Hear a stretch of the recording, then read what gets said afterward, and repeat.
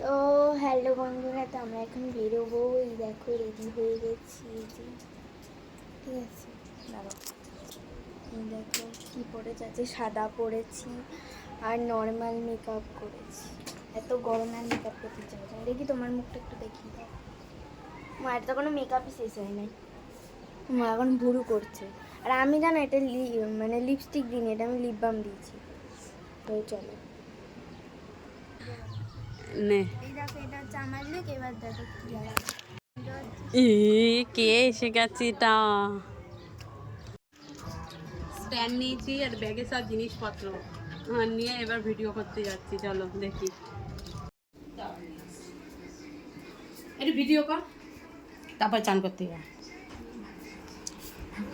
তোমার রং খেললা না, বললা আবির মাখবো।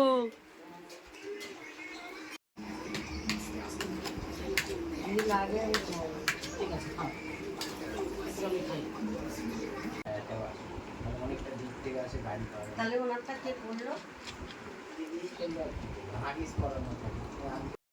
পরেও না কিছু জানে না, যদি জানতো কমেন্টগুলো পড়তো তাহলে খুব কষ্ট হতো।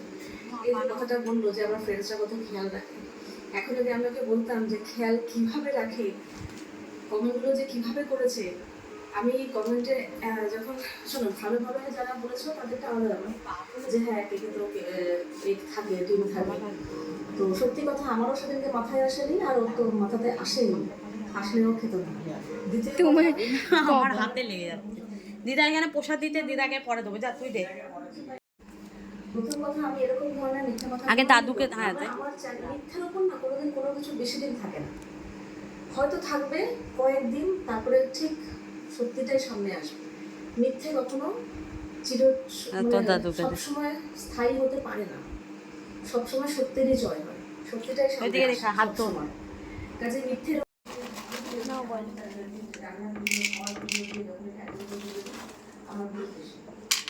তুই দাদুকে দিবি, বলতে বলছি, তুই নিবি। আমি এত কিছু কখনো খাবো না। সব একটু একটু করে খেতে হবে না, সব একটু একটু করবো। তো দেখো এখন আমরা প্রসাদ খাবো। দাঁড়ো দাঁড়ো, ফটো তুলে নি।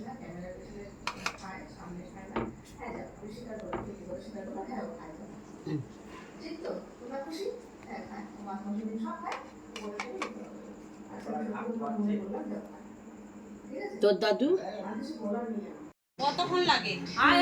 আমি দিয়ে যাব। নে নে,